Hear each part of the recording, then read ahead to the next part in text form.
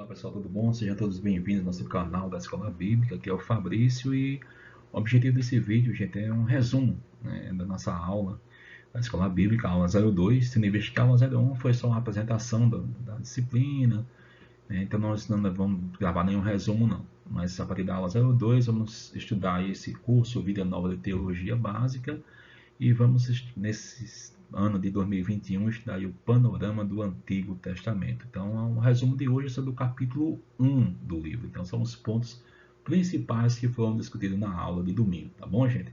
Vamos lá. Em primeiro lugar, o autor, né, nos faz uma colocação bem interessante e bem pertinente para nós. No cristianismo contemporâneo, o Antigo Testamento é mais negligenciado do que o Novo. E nós discutimos em aula as razões por que isso ocorreu. E muitas delas é pelo fato da linguagem do Antigo Testamento, que é um pouco mais difícil de compreender. Às vezes, né, o tema que é trabalhado em alguns livros, como o livro de Números, que muita gente, de certa forma, não consegue sentir prazer na leitura, né? E outro é, às vezes, o Deus do Antigo Testamento parece ser um Deus diferente do Novo Testamento. E isso faz algumas pessoas olharem mais para o Novo do que para o Antigo. Mas nós vimos que o Antigo Testamento tem a sua importância fundamental, assim como o Novo Testamento. E dentre as importâncias vem aquela pergunta, né? Por que estudar o Antigo Testamento?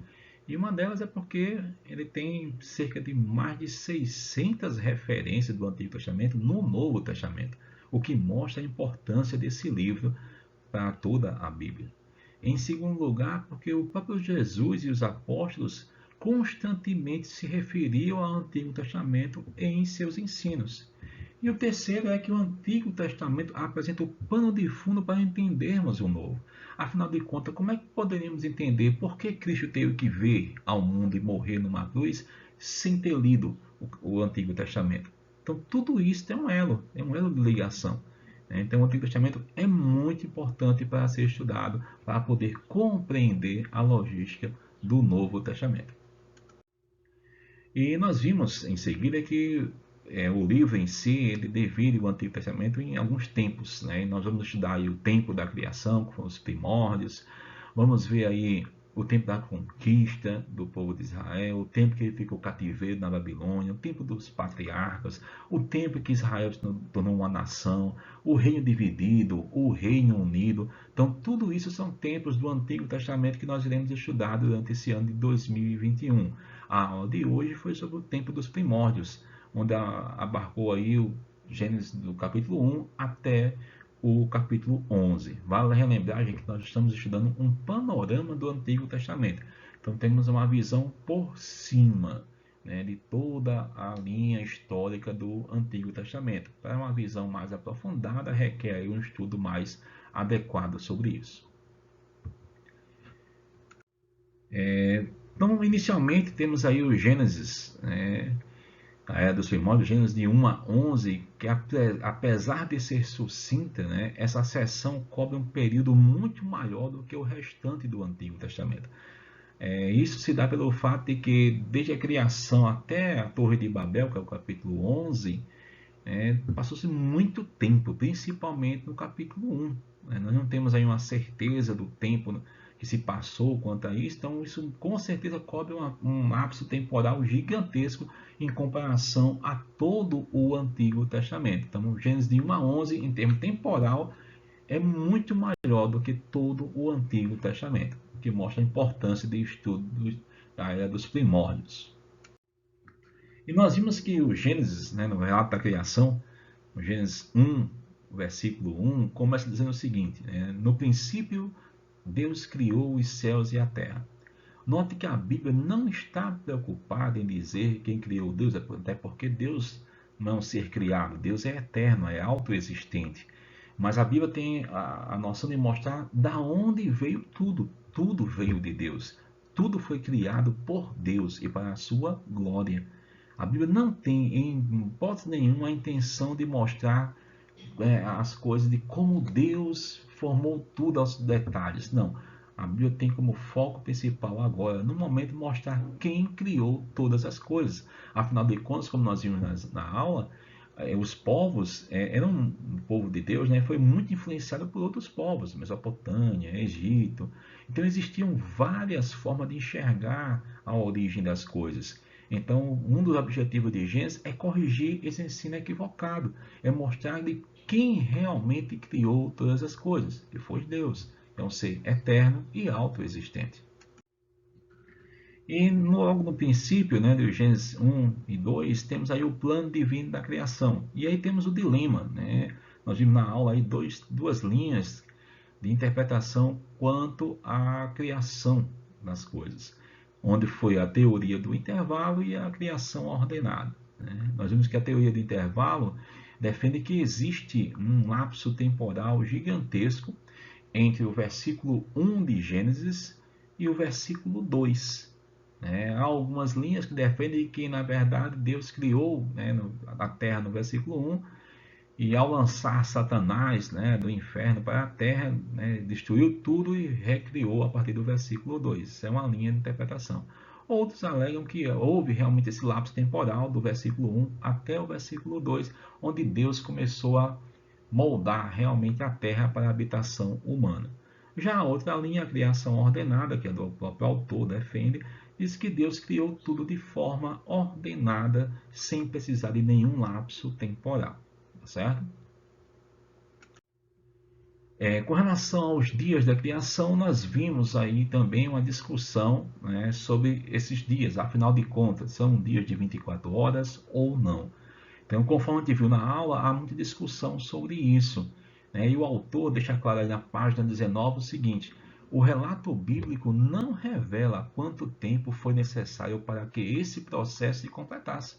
A Bíblia nos permite saber apenas que todo o período da criação resumiu-se ou esteve de alguma forma relacionado a um período de 6 dias. Não sabemos quanto durou cada dia.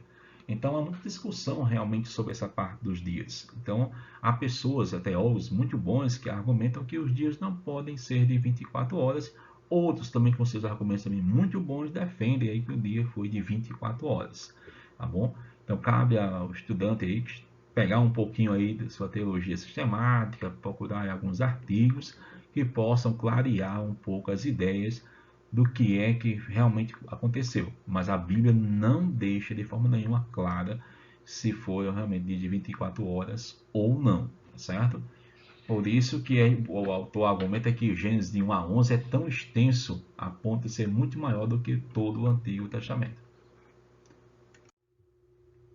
Bem, apesar de tudo que foi criado, né, Deus fez tudo, era bom, né, preparou a terra, os animais, as plantas, os mares, tudo para colocar o homem para gerenciar, para o homem para cuidar de tudo isso. Mas o homem, assim como Satanás, cresceu em seu coração o orgulho, o desejo de ser o próprio igual a Deus, né? Então, infelizmente, no coração do homem brotou a vontade de desobedecer ao Senhor, de ir contra os desígnios de Deus. E isso teve consequências, né? Então, vimos aí que Deus criou tudo que era bom, colocou o homem, mas o homem, de certa forma, se rebelou contra Deus. Em seu coração cresceu o orgulho, e aí teve como consequência a queda, né? A queda do homem, essa perda do relacionamento mais íntimo com Deus. E aí, a partir disso, o homem passou a sofrer, e também a terra passou a sofrer, devido às consequências disso. E aí, para, né, contrapor, né, o que muita gente pensa sobre o Antigo Testamento, de um Deus irado, de um Deus que só tem juízo, nós vemos um Deus de misericórdia logo no começo do Antigo Testamento. Lembre-se que o homem desobedeceu a Deus. Deus poderia fulminar o homem naquela hora, mas ele preferiu exercer misericórdia. Como? Bem, essa misericórdia foi exercida enviando o seu filho. Então ele já mostra em Gênesis 3,15 já o princípio que as pessoas chamam de proto-evangelho, já a esperança de alguém que vai regenerar o homem. E ele colocou em Gênesis 3,15: porém inimizade entre você e a mulher, entre a sua descendência e o seu descendente, e o descendente dela. Este ferirá a cabeça, e você lhe ferirá o calcanhar. Então já é a esperança messiânica, a esperança do Messias que viria resgatar, né, o homem do juízo de Deus. E essa esperança brotou no coração de Adão e Eva, conforme mostrou aí o autor. Adão e Eva viram no nascimento dos seus filhos essa esperança do Redentor. Infelizmente, Caim, né, botou por terra toda essa esperança a matar seu irmão Abel. Mas essa esperança foi renovada em Sete. A partir de Sete, as pessoas começaram novamente a adorar o Senhor. E novamente surgiu, brotou a esperança da vinda desse Redentor. Mas, infelizmente, a humanidade, né, continuava cada vez mais corrompida, cada vez mais crescia no coração humano a violência. E a ponto de Gênesis 6 colocar o seguinte, de 11 a 13. Ora, a terra estava corrompida aos olhos de Deus e cheia de violência. Ao ver como a terra se corrompera, pois toda a humanidade havia corrompido a sua conduta, Deus disse a Moisés: darei fim a todos os seres humanos, porque a terra encheu-se de violência por causa deles. Eu os destruirei juntamente com a terra. Então note que o ser humano se corrompeu de uma forma a ponto de Deus resolver destruir a humanidade. Mas Deus de forma nenhuma, né, ia mudar os seus planos de enviar o Redentor. Apesar da humanidade estar toda corrompida, Deus resolveu, a partir de Noé, manter a esperança da vinda do Messias.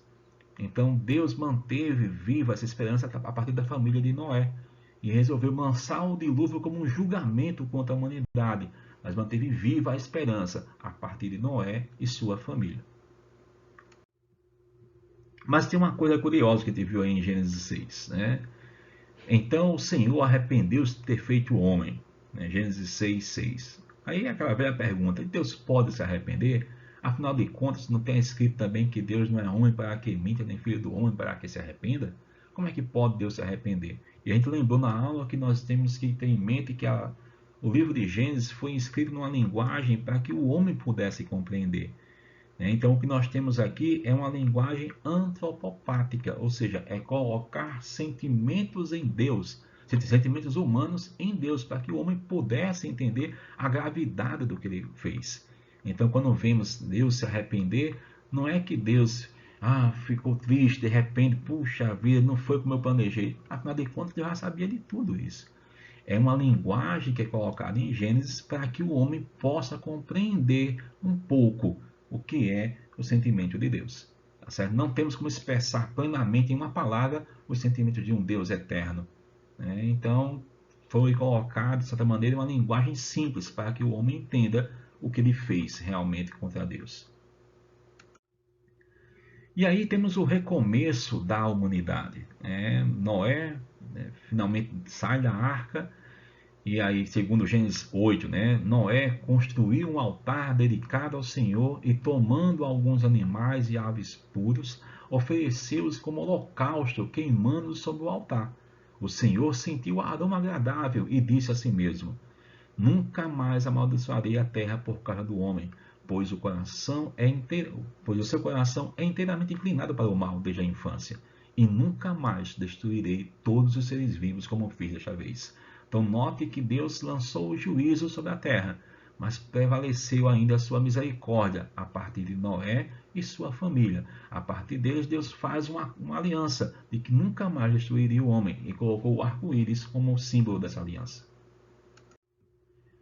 Porém, a humanidade continuou ainda com o coração contra Deus.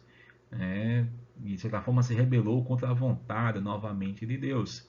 Em Gênesis 9:1, Deus diz, Deus abençoou a Noé e seus filhos, dizendo: sejam férteis, multipliquem-se e encham a terra.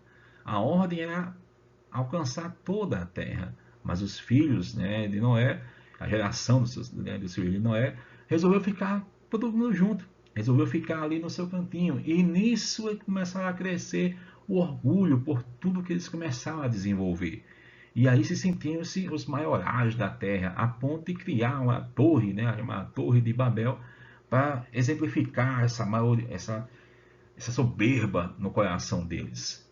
E Deus, como forma de manter vivo o seu plano, lança sobre eles a punição de que eles começassem a falar em línguas diferentes. Cada um começou a falar em idiomas diferentes. A partir disso, pôde-se colocar em prática a ideia de que Deus queria, que eles deviam se multiplicar e encher a terra. Então, a partir disso, houve a dispersão dos filhos de Noé, das suas tribos, e a partir disso surgiu toda a humanidade que nós temos hoje. Então, toda a humanidade que nós temos é fruto dos filhos de Noé. Nós temos aí Cã, Jafé, Sem, e é a partir de uma desses filhos, da geração de um desses filhos, que é a linhagem messiânica de Sem, que vem o patriarca Abraão. Como está aí em Gênesis 11, 26. Aos 70 anos havia gerado Abrão, Naor e Arã. Abrão, que posteriormente vai ser chamado de Abraão, será o nosso primeiro patriarca, que vai ser estudado na próxima aula. E é a partir dele que surge a nação de Israel. Ou seja, é Deus mantendo viva a sua esperança. Então, diferentemente do que muitos enxergam o Antigo Testamento, nós temos um Deus misericordioso, um Deus amoroso, que mantém a sua aliança com o homem, de manter regenerada a fé, de que um dia viria o Messias para resgatar a todos aqueles que Deus escolheu. Amém, irmãos? Esse foi o resumo da aula. Espero que vocês possam ter compreendido e até domingo, se Deus permitir.